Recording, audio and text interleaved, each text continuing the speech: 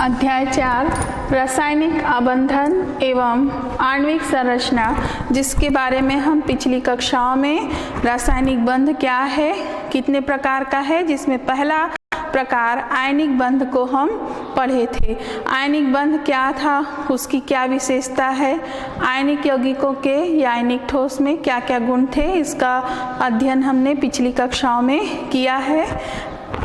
अब हम इसमें आयनिक यौगिक में जो जालक ऊर्जा आपको बताया गया था, उसकी गणना करने के लिए एक वैज्ञानिक थे जिनका नाम था बॉर्न हैबर। उन्होंने अपना एक नियम दिया, एक सूत्र दिया, जिसे हम बॉर्न हैबर साइकिल या चक्र कहते हैं। बॉर्न हैबर चक्र या साइकिल क्या है? बॉर्न हैबर चक्र जो होता है वो किसी आयनिक यौगिक की जालक ऊर्जा की गणना के लिए इसे लिया जाता है। आयनिक यौगिकों की जालक ऊर्जा, जिसको हम किससे दर्शाते हैं? यू से, कैपिटल यू से हम इसे दर्शाते हैं।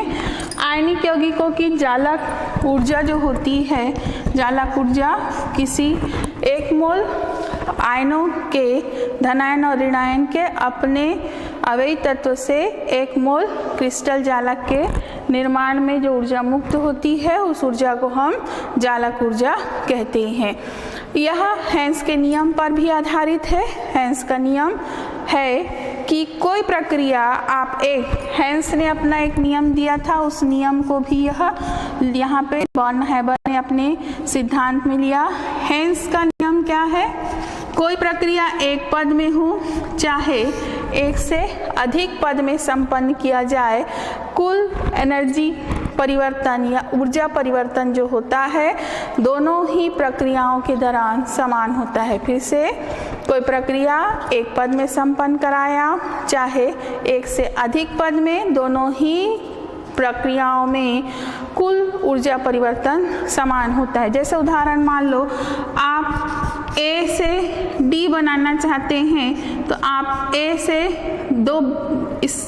से डी बनाने के लिए दो प्रक्रियाओं को लिया। आपने पहले ए से सीधा सी बनाया और सी से बनाया आपने डी।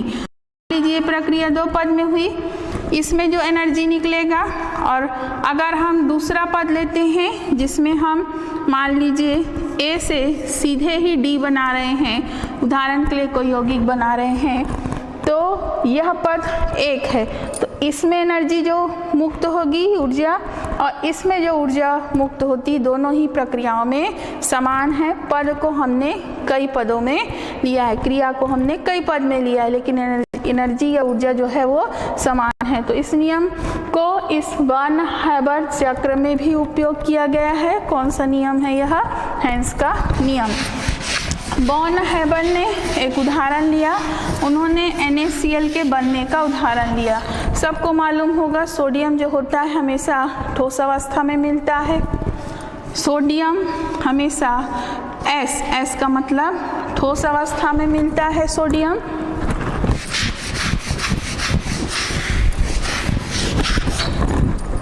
हम सोडियम को लेते हैं जो ठोस अवस्था में है, और इसकी क्रिया क्लोरीन से कराते हैं। क्लोरीन हमेशा Cl2 के रूप में मिलता है, क्लोरीन के अणु के रूप में। एक सोडियम एक अणु से नहीं क्रिया करता, ये आधा अणु मतलब एक परमाणु से क्रिया करता है। और चूंकि क्लोरीन कौन सी अवस्था में रहता है? G मतलब गैस अवस्था में, और दोनों मिलकर क्या बनाते हैं? NaCl। जो NaCl भी बनता है वह भी हमेशा ठोस अवस्था में बनता है, और इसमें जो ऊर्जा मुक्त होती है उस ऊर्जा को हम क्या कहते हैं? जालक ऊर्जा। देखने में ये क्रिया आपको बहुत सरल लग रही है, सीधा सीधा ऐसा लग रहा है कि सोडियम है ठोस था, क्लोरीन है वो गैस है, और दोनों मिल गए और क्या बना लिए? NaCl। वास्तव में ये जो क्रिया होती है कई पदों में संपन्न होती है। सबसे पहले इस क्रिया को हम पहले पद को देखना चाहें तो यहाँ पे देखिए सोडियम ठोस है। ठोस कभी गैस के साथ सीधे क्रिया नहीं कर सकता, तो सबसे पहले हम देखेंगे सोडियम है उसको हमको इस अवस्था मतलब गैस अवस्था में लाना पड़ेगा। तो सोडियम को गर्म करते हैं और कौन सी अवस्था में लाते हैं, गैसीय अवस्था में। अगर हम रिएक्शन देखते हैं रासायनिक क्रिया तो सोडियम जो था कौन सी अवस्था में था, ठोस अवस्था सॉलिड अवस्था में। इसको हमने गर्म किया, कौन सी ऊर्जा दी, एस। एस का मतलब होता है ऊर्ध्वपातन ऊर्जा, ऊर्ध्वपातन की ऊर्जा। ऊर्ध्वपातन वह क्रिया होती है जिसमें किसी ठोस को गर्म करने पर ठोस जो होता है वो द्रव अवस्था में न जाके सीधे कौन सी अवस्था में चले जाता है, गैस अवस्था में। पहला पद इसका क्या लिया, जब हम सोडियम ठोस सोडियम को लेते हैं गर्म करते हैं, गर्म करने पर वह द्रव अवस्था में न जाके कौन सी अवस्था में जाता है, सीधे गैस अवस्था में जाता है। तो इस ऊर्जा को जो हमने उसको दिया है सोडियम को, उस ऊर्जा को हम कहते हैं ऊर्ध्वपातन की ऊर्जा। और यहाँ पे चूंकि यह बाहर से दी जा रही है ऊर्जा, इसलिए हम यहाँ पे कौन सा चिन्ह लगाए हैं, धन का चिन्ह लगाए हैं। अब हमारा सोडियम है वो गैस से कौन सी अवस्था में आ गया है, ठोस अवस्था में। अब दूसरा पद लेते हैं क्लोरीन। क्लोरीन अभी यहाँ पे क्लोरीन जो है वो गैस है, लेकिन क्लोरीन यहाँ पे एक परमाणु नहीं है, इसके कितने परमाणु हैं, 2 परमाणु।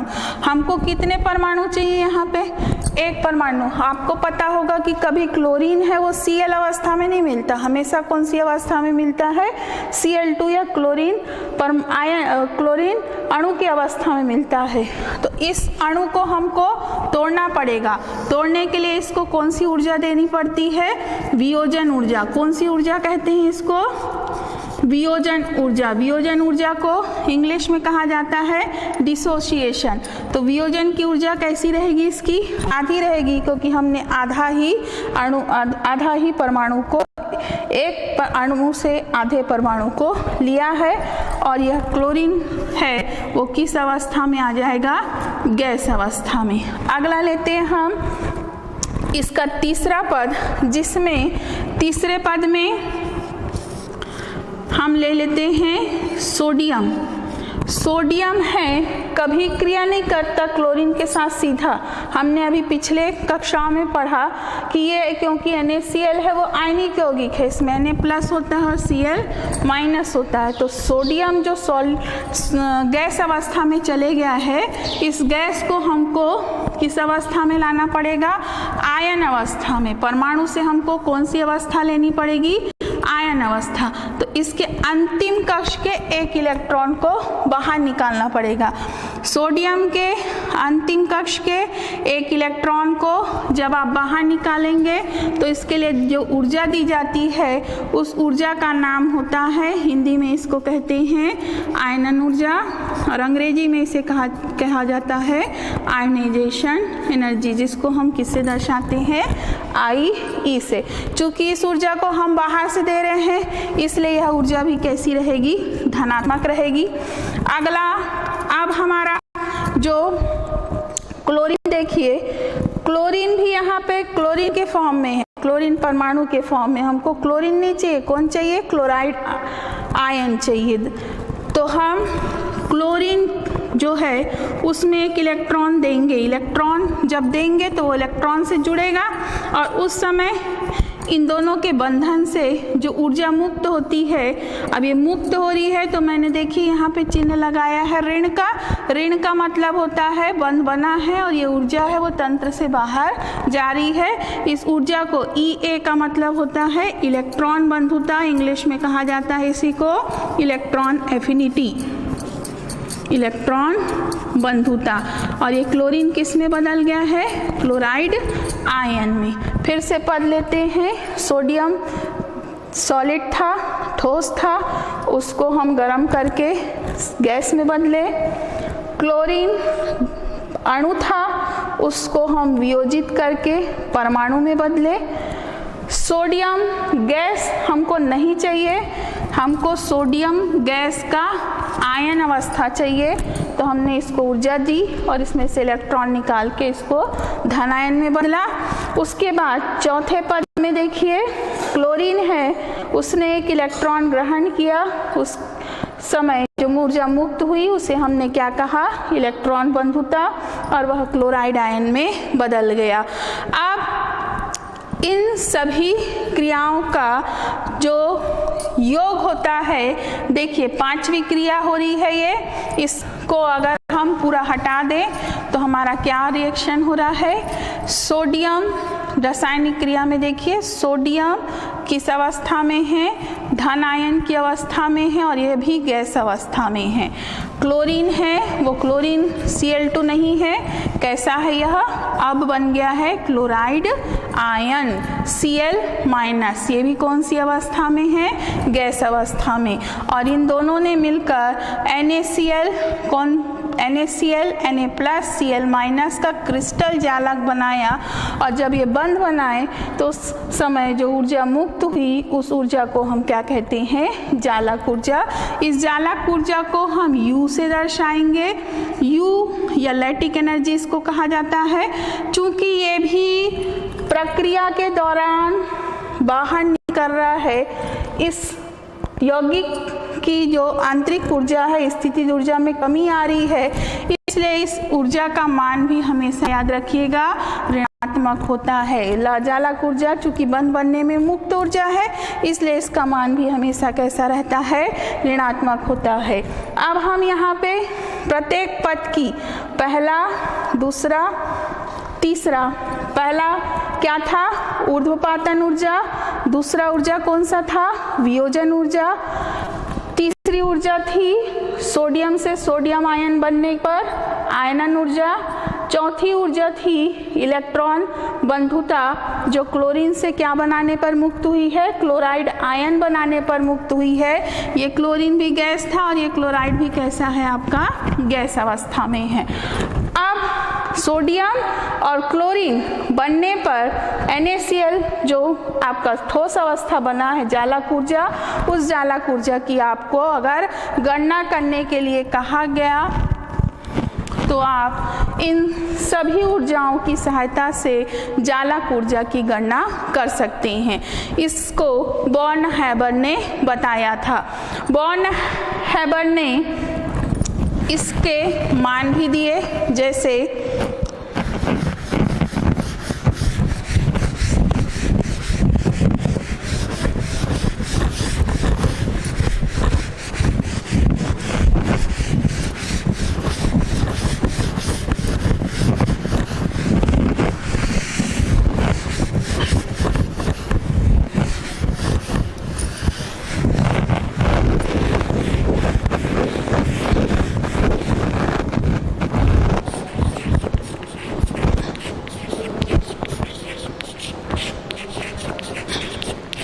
इससे हम एक चक्र से भी दर्शा सकते हैं। सबसे पहले हमारे पास क्या था, सोडियम। सोडियम कौन सी अवस्था में था, ठोस अवस्था में। इसको हमने कौन सी ऊर्जा दी थी, ऊर्ध्व पातन की ऊर्जा, जिसको हमने किससे दर्शाया, S से। ये प्लस में रहेगा क्योंकि ऊर्जा हम बाहर से दे रहे हैं, तो ये किस में बदल गया, सोडियम है वो किस में बदल गया, गैस में। अब सोडियम को फिर से हम एक ऊर्जा दिए थे जिसे हमने कहा था आयनन ऊर्जा।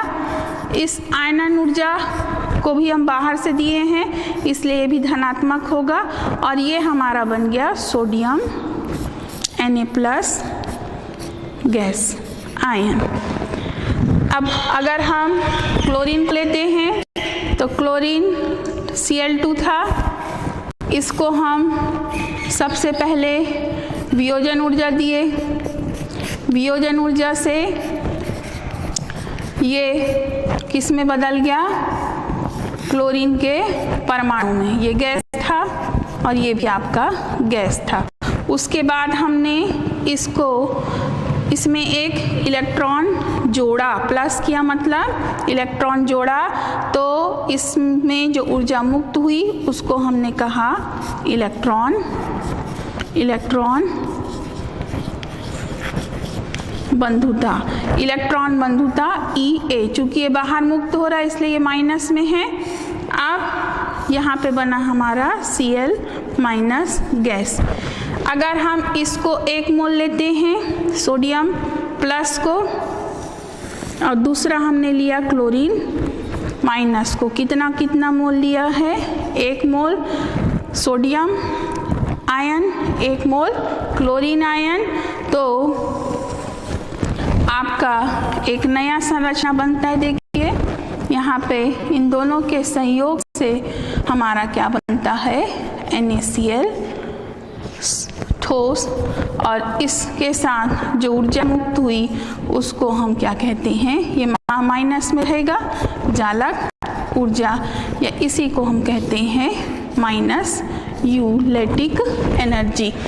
इसमें आपका चूँकि सोडियम क्लोरीन के साथ प्लस करके या जुड़कर NaCl बनाया, तो इस समय जो ऊर्जा मुक्त हुई, हमने एक नहीं कहा, अब ऊर्जा केवल मुक्त हो रही है बोल रहे हैं, चूंकि ये बनने पर ऊर्जा हो रही है इसलिए उस ऊर्जा को एक और नाम दिया जाता है जिसे हम कहते हैं डेल्टा HF।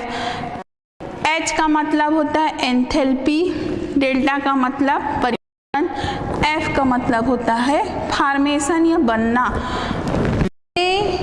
और Cl से NaCl बनने पर कुल एंथैल्पी परिवर्तन या संभवन की ऊष्मा होती है, इसे हम संभवन ऊष्मा, फॉर्मेशन की एंथैल्पी, इसे हम डेल्टा HF से दर्शाते हैं। अगला लेते हैं, कभी कभी आपको इसमें से प्रश्न पूछा जाता है कि Na से सोडियम या क्लोरीन या कोई अन्य यौगिक आपको आयनिक यौगिक बनाने के लिए दे देगा और पूछेगा कि आयन से एक धन आयन और एक ऋण आयन से एक नया आयनिक यौगिक बना, और कुछ ऊर्जाओं के मान आपको दे दिए जाएंगे और उससे आपको निकालना पड़ेगा। कभी हो सकता है इलेक्ट्रॉन बंधुता निकालने बोला, या आयनन ऊर्जा का मान, या ऊर्ध्वपातन ऊर्जा, या वियोजन ऊर्जा।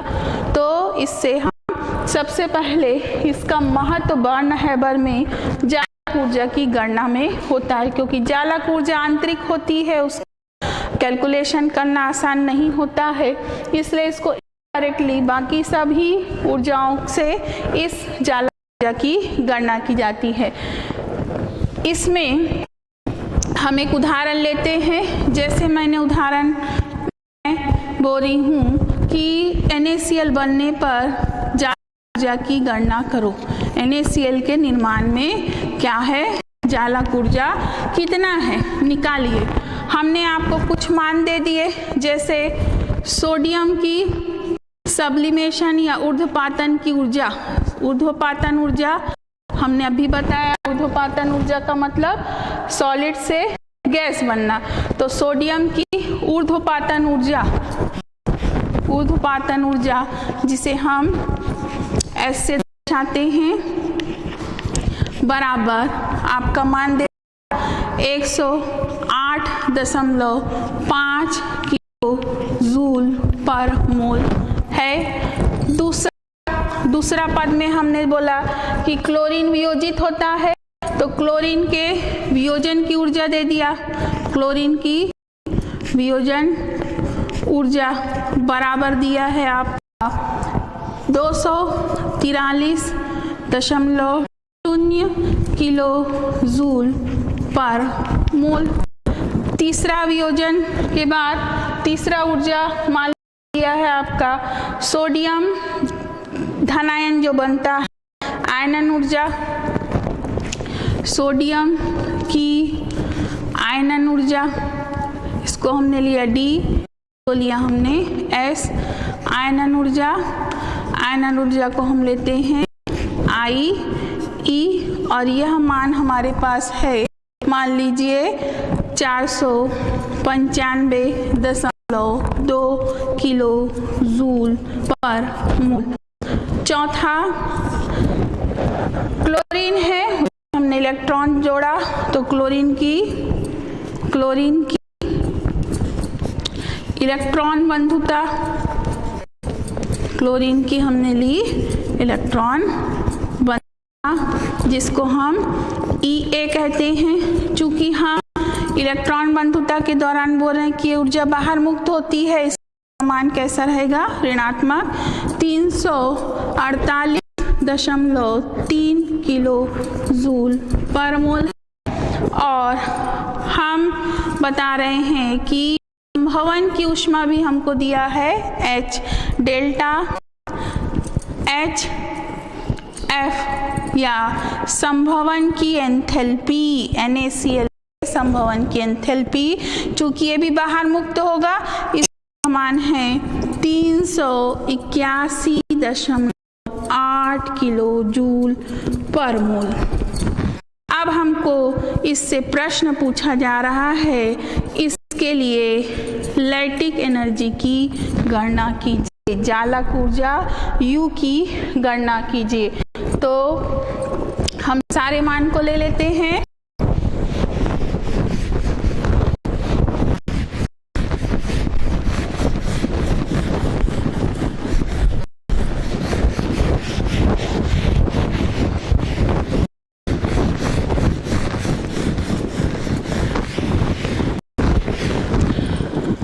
जब NaCl बनता है तो फॉर्मेशन की एंथैल्पी डेल्टा HF बराबर, एंथैल्पी मतलब किसी तंत्र की समस्त प्रकार की ऊर्जाओं का योग।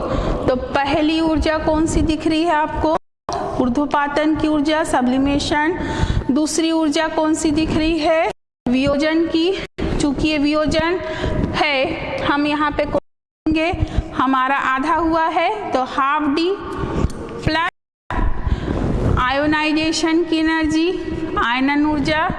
चौथी ऊर्जा है इलेक्ट्रॉन एफिनिटी, इलेक्ट्रॉन बंधुता। और पांचवी इसमें ऊर्जा जो है वो है इसकी जालक ऊर्जा। फिर से देखते हैं, जब NaCl बना तो उस समय तंत्र में कुल कितने प्रकार की ऊर्जाओं का योग है, तो ऊर्ध्वपातन की ऊर्जा, वियोजन की ऊर्जा, आयनन ऊर्जा, इलेक्ट्रॉन बंधुता EA और आपका है जालक ऊर्जा।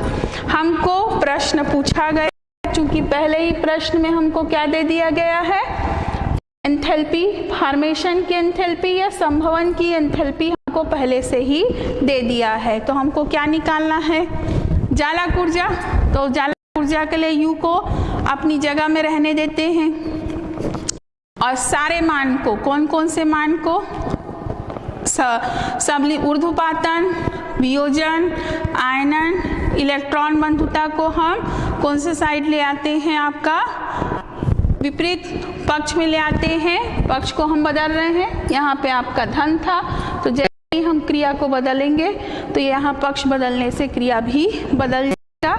क्या निकलेगा आपका, डेल्टा HF, ये हराएंगे तो ये हो गया minus S minus half D minus I E minus E A minus U। इसमें माइनस E A, U जो प्लस में था वो अपनी जगह पे है, बाकी मान आ गए। इसमें सभी मान को रख देते हैं। पहला हम सबसे पहले देखते हैं संभवन की एंथैल्पी कितनी है, तो मान देख लीजिए, ऋण 381.8। दूसरा S का मान लेते हैं, S का मान देखिए कितना है, 108.5। इसमें तीसरा मान है वियोजन की ऊर्जा, तो वियोजन की ऊर्जा के पहले हमने हाफ लगाया, ये ऊर्जा का मान कितना है, 243। उसके बाद आयनन ऊर्जा का मान लेते हैं। आयनन ऊर्जा का मान दिया है आपका 495.2 किलो जूल और अंत में है आपका मान माइनस इलेक्ट्रॉन बंधुता। इलेक्ट्रॉन बंधुता का मान दिया है 348.3 किलो पर मोल। पूरे प्रश्न को हल करने पर चूंकि ये ऋण क्या हो जाएगा आपका धन, इसको हम यहीं पे धन कर देते हैं। इसे हम हल करते हैं तो हमारा कुल मान आता है 758.7 किलो जूल पर मोल। चूँकि ये मान आपका ऋणात्मक आएगा, इसलिए इस ऋणात्मक मान से हम समझते हैं कि यह ऊर्जा प्राप्त हो रही है।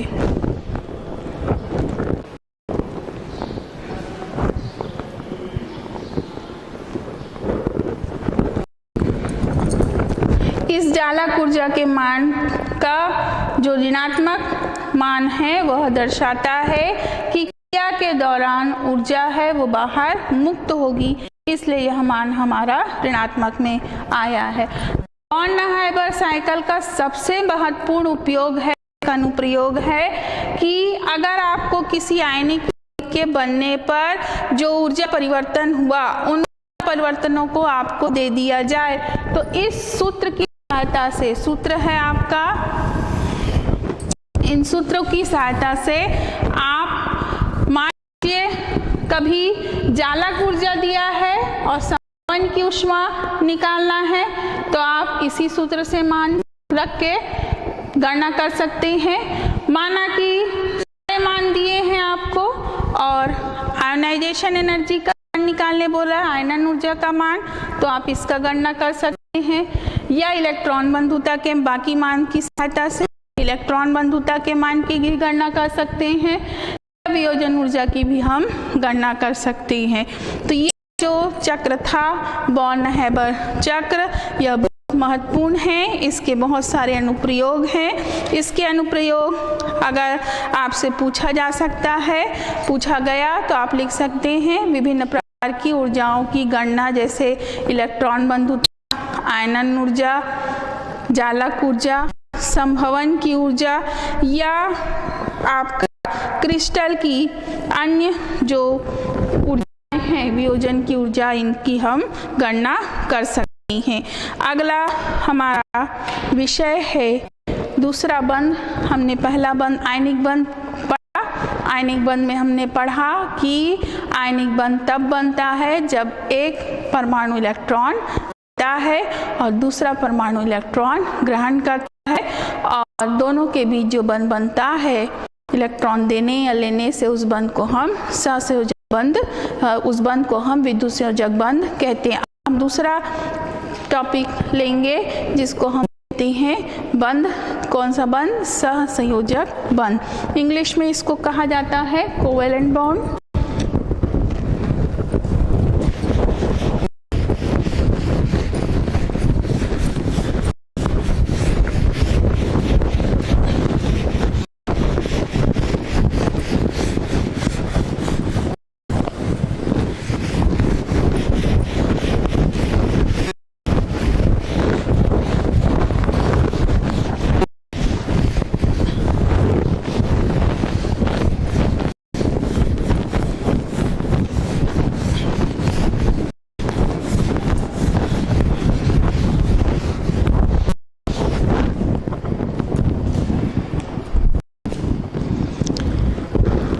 अगला बंध है आयनिक बंध के बाद दूसरा बंध हमें पढ़ना है सहसंयोजक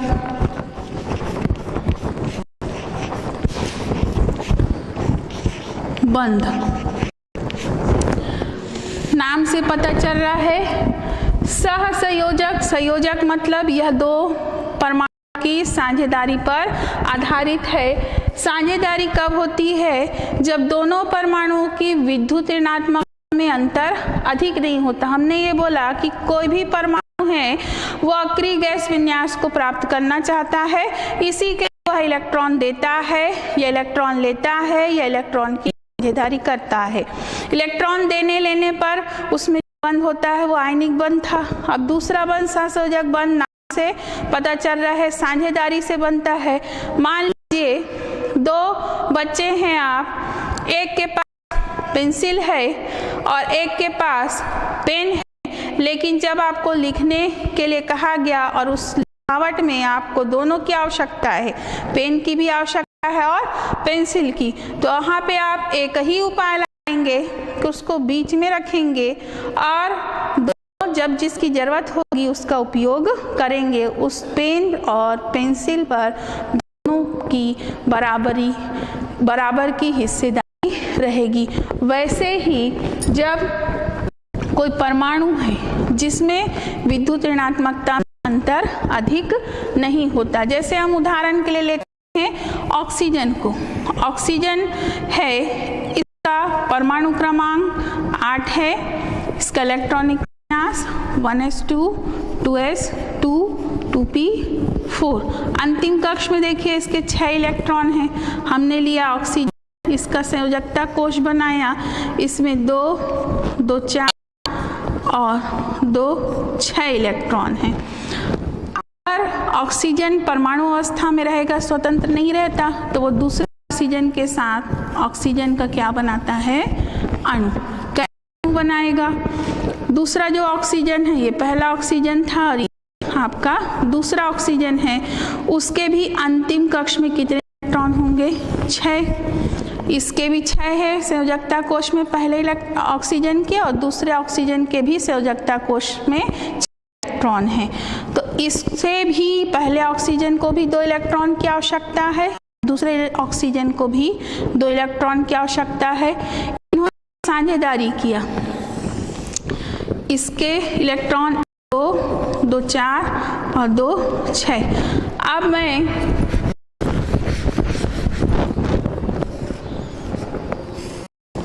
दो 2 4 और ये 2 6, 2 2 4 2 6 पहले ऑक्सीजन के हैं, ये 2 2 4 और ये 2 6 आपके दूसरे ऑक्सीजन के। दोनों ने क्या किया है? साझेदारी कर दिया है, दोनों इलेक्ट्रॉन है वो बीच में आ गए हैं। इस सेल को देखिए, अब गिनिए इलेक्ट्रॉन की संख्या इस संयोजकता कोश में 2 2 4 2 6 और 2 किसके हैं? दूसरे ऑक्सीजन के। इस ऑक्सीजन के भी संयोजकता कोश में इलेक्ट्रॉन गिनिए, 2 2 4 2 6 और ये 2 जो साझेदारी से मिले हैं, टोटल 8। तो कहने का मतलब दोनों ऑक्सीजन ने अपना अपना अष्टक पूरा कर लिया, पूरा किया, एक एक 2 2 इलेक्ट्रॉन की साझेदारी करके। चूंकि यहाँ पे 2 इलेक्ट्रॉन की साझेदारी हुई है, इसलिए हम यहाँ पे 2 सहसंयोजक बंध देखेंगे। जैसे उदाहरण और लेते हैं हम हाइड्रोजन। हाइड्रोजन में देखिए अंतिम कक्ष में सबसे सरल उदाहरण है, 1 इलेक्ट्रॉन है। 1 इलेक्ट्रॉन पहले हाइड्रोजन में है और दूसरे हाइड्रोजन में भी अंतिम कक्ष में 1 इलेक्ट्रॉन है। दोनों ने साझेदारी कर ली। अब देखिए इसके अंतिम कक्ष में एक इस स्वयं का और ये एक दूसरे हाइड्रोजन का, और दूसरे हाइड्रोजन में एक स्वयं का है और एक इलेक्ट्रॉन पहले हाइड्रोजन का। इस तरह से एक सहसंयोजक बंध बनने में एक इलेक्ट्रॉन की साझेदारी होती है और दोनों इलेक्ट्रॉन जो बीच में है उस पर दोनों परमाणु का बराबर का हिस्सा या बराबर का साझेदारी रहता है। उसी तरह से ऑक्सीजन में हैं तो यहाँ पे 2 2 इलेक्ट्रॉन की साझेदारी हुई है और दोनों साझेदारी से यहाँ पे 2 सहसंयोजक बंध बने हैं। यहाँ पे मैंने आपको समान परमाणुओं के बीच सहसंयोजक बताया। ऐसा नहीं है कि समान परमाणुओं के बीच सहसंयोजक बंध बनता है। एक उदाहरण लेते हैं हम। उदाहरण के लिए PCl5 को लेते हैं, फास्फोरस पेंटाक्लोराइड या फास्फोरस ट्राइक्लोराइड। उदाहरण लेते हैं हम फास्फोरस का ट्राइक्लोराइड। फास्फोरस का परमाणु क्रमांक होता है 15। इसके पहली कक्षा में 2, दूसरी कक्षा में 8 और तीसरी कक्षा में इलेक्ट्रॉन होते हैं 5। इसको अपना अष्टक पूरा करने के लिए कुल कितने इलेक्ट्रॉन की आवश्यकता होती है? 3 इलेक्ट्रॉन की। और क्लोरीन का इलेक्ट्रॉनिक विन्यास देखिए 17 होता है परमाणु क्रमांक। तो पहले कक्षा में कितने इलेक्ट्रॉन हो गए? 2, दूसरी कक्षा में 8, तीसरी कक्षा में 7। इनमें जब फास्फोरस को लेते हैं तो इसके अंतिम कक्ष में देखिए 5, 1, 2, 3, 4, 5 हमने लिए। इसकी संयोजकता कोश में टोटल कितने इलेक्ट्रॉन? 5। अब हम क्लोरीन को लेते हैं। क्लोरीन के अंतिम कक्ष में टोटल कितने इलेक्ट्रॉन हैं? 7, 1, 2, 2, 4, 2, 6 और 1, 7। इस फास्फोरस के परमाणु ने अपने एक इलेक्ट्रॉन की साझेदारी किससे की है? क्लोरीन के पहले परमाणु से, और एक सहसंयोजक बंध बनाया। इसे ऐसे दर्शा सकते हैं। आप देखिए दूसरा क्लोरीन, कुल क्लोरीन की संख्या कितनी है? 3। दूसरा क्लोरीन लेते हैं हम। इसके भी अंतिम कक्ष में देखिए 2, 2, 4, 2, 6, 1, 7। कुल कितने इलेक्ट्रॉन हो गए इस क्लोरीन में? 8। फास्फोरस के भी कितने हुए? 2, 3, 4, 5, 6, 7। अभी भी फास्फोरस को 1 इलेक्ट्रॉन की आवश्यकता है। तो क्लोरीन के साथ दूसरा सहसंयोजक बंध बना। अब तीसरा क्लोरीन लेते हैं। इसके भी अंतिम कक्ष में हम देखते हैं 2, 2, 4 और 2, 6 और 1, 7। अब फास्फोरस से एक साझेदारी किया तो इसके अंतिम कक्ष में देख लीजिए टोटल 2, 2, 4, 2, 6, 7 और 1, 8। फास्फोरस के भी अंतिम कक्ष में देखिए 2, 2, 4, 2, 6, 2, 8। इस तरह से फास्फोरस और क्लोरीन ने अपना अष्टक पूरा कर लिया साझेदारी से और पूरा सहसंयोजक बंध 3 सहसंयोजक बंध बनाया है। इसमें इनकी संरचना को देखते हैं तो इसने 3 सहसंयोजक बंध को दर्शाया है।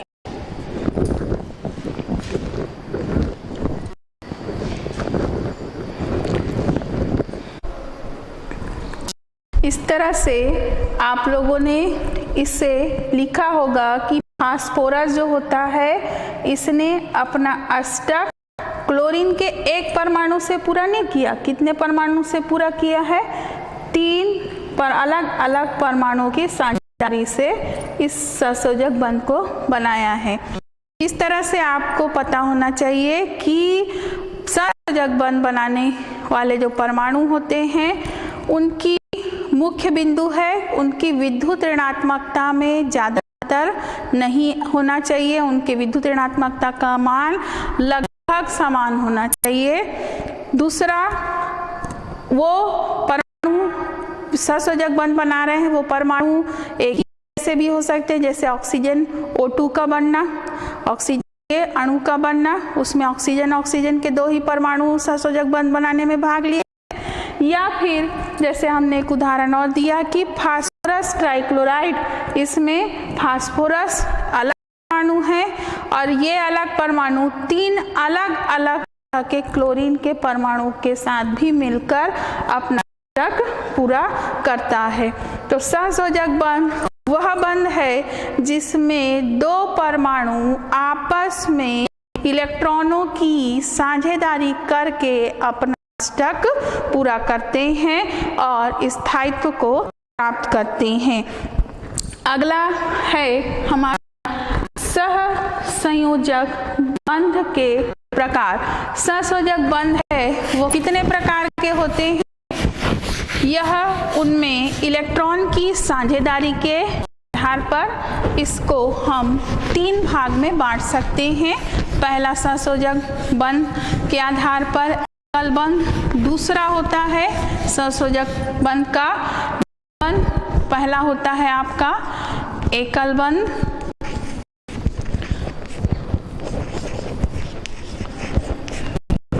दूसरा होता है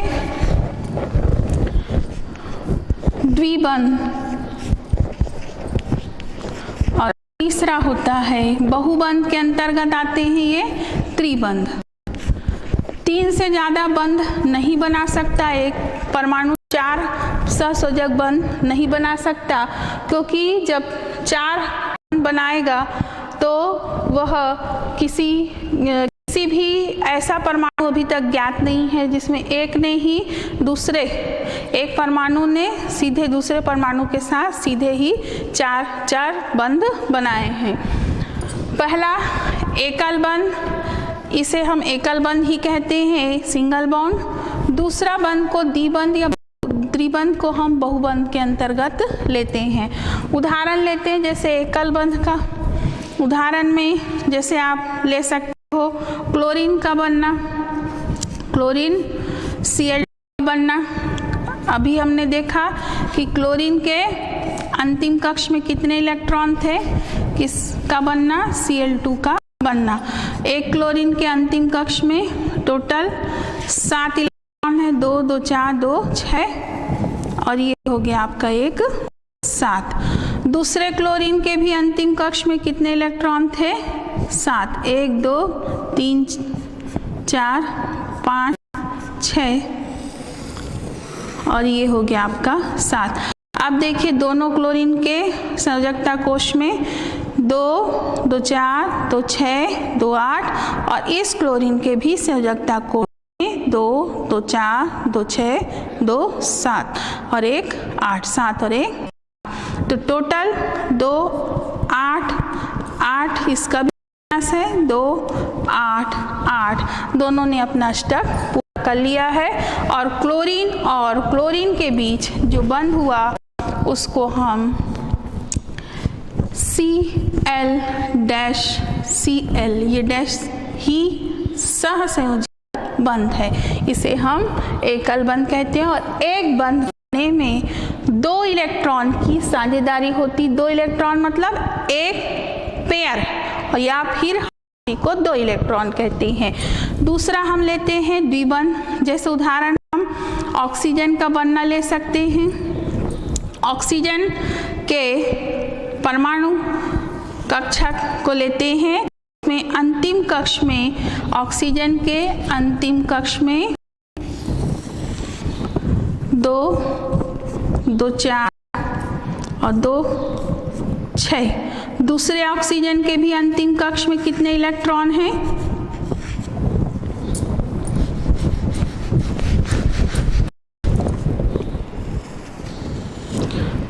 2 2 4 और 2 6। इस 2 को मैंने इधर दिखा दिया साझेदारी के लिए।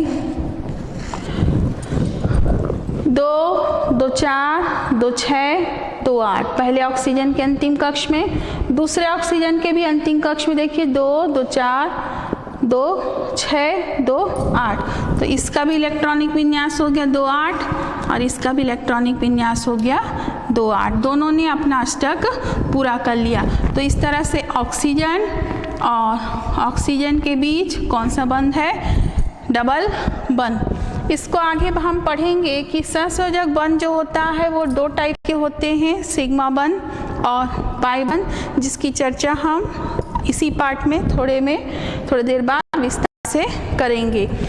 तीसरा होता है त्रिबंध, जैसे मैं नाइट्रोजन का बंध बनना लूँ, नाइट्रोजन अणु का।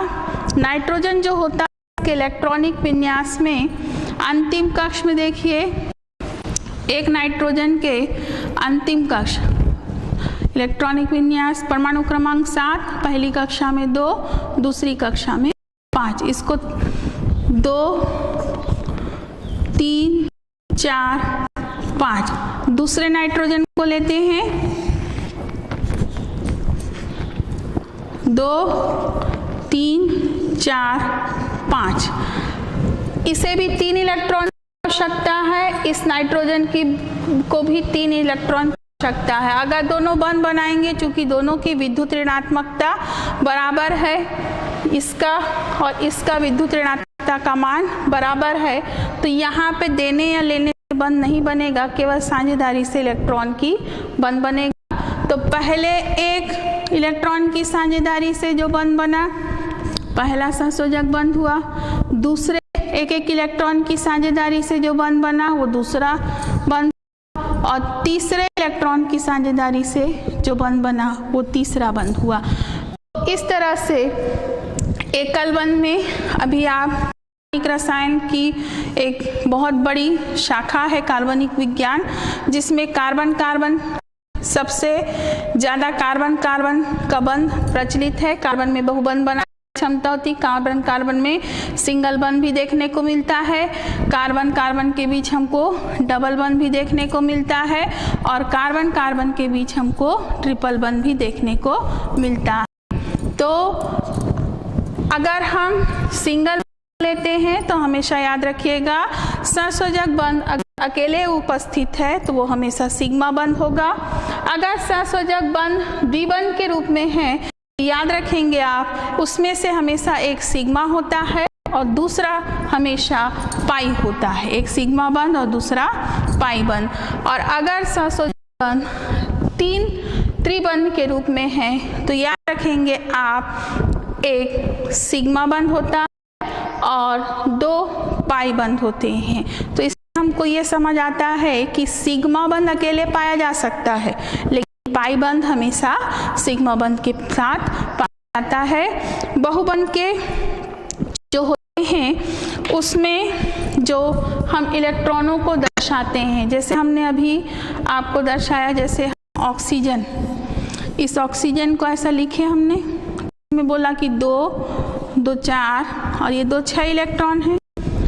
इसको हम युग्मित इलेक्ट्रॉन, एकांक इलेक्ट्रॉन, या इसी को हम अनाबंधी इलेक्ट्रॉन या लोन पेयर कहते हैं। चूंकि ये इलेक्ट्रॉन बंध बनाने में भाग नहीं लेते, इसलिए हम इसको एकांकी इलेक्ट्रॉन, लोन पेयर या अनाबंधी अनबॉन्डिंग इलेक्ट्रॉन कहते हैं। बहुत सारे यौगिक हैं जिसमें हम सिंगल बंध, डबल बंध, जैसे आप कार्बन डाइऑक्साइड की बात करते हैं, कार्बन डाइऑक्साइड में कार्बन डबल बंध, ऑक्सीजन डबल बंध क्या होता है, ऑक्सीजन कैसे बनता है देख लीजिए। कार्बन के कक्ष में 2 2 4 इलेक्ट्रॉन हैं और ऑक्सीजन के अंतिम कक्ष में 2 2 4 2 6। इसको हम ऑक्सीजन के, कार्बन के इलेक्ट्रॉन इधर दर्शा दिए और ऑक्सीजन के इलेक्ट्रॉन को हमने ऐसा दर्शाया, तो इसके साथ ये सहसंयोजक बंध बनाया। और दूसरा ऑक्सीजन है, इसमें भी 2 2 4 और 2 6, इसने इसके साथ सहसंयोजक बंध बनाया। तो कार्बन को कुल पहले 4 5 6 7 और ये 8, इस तरह से कार्बन डाइऑक्साइड की संरचना होती है। कार्बन में सिंगल सिग्मा बंध होता है और दूसरा होता है वो कार्बन डाइऑक्साइड पाई बंध होता है। यहाँ पे भी एक सिग्मा है और ये पाई। यहाँ पे आप देखेंगे कि अलग अलग परमाणु हैं वो बंध बना रहे हैं, विद्युत ऋणात्मकता में अंतर है। तो वास्तव में ये सहसंयोजी बंध है, उसमें कुछ ध्रुवता का नेचर आ जाता है। कोई सहसंयोजी बंध जो अलग अलग परमाणुओं के बीच बने हैं वो कभी भी सहसंयोजी 100% नहीं होता, उसमें कुछ सहसंयोजकता के साथ साथ रासायनिक लक्षण पाए जाते हैं। इसकी चर्चा हम अगली कक्षा में करेंगे। धन्यवाद।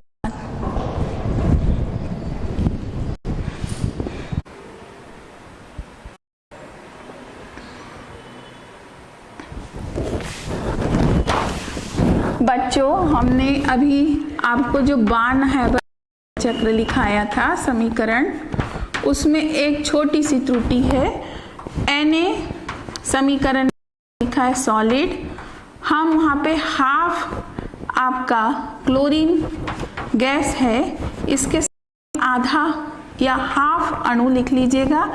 ये डेल्टा H फॉर्मेशन संभवन की NaCl आपका रहेगा सॉलिड।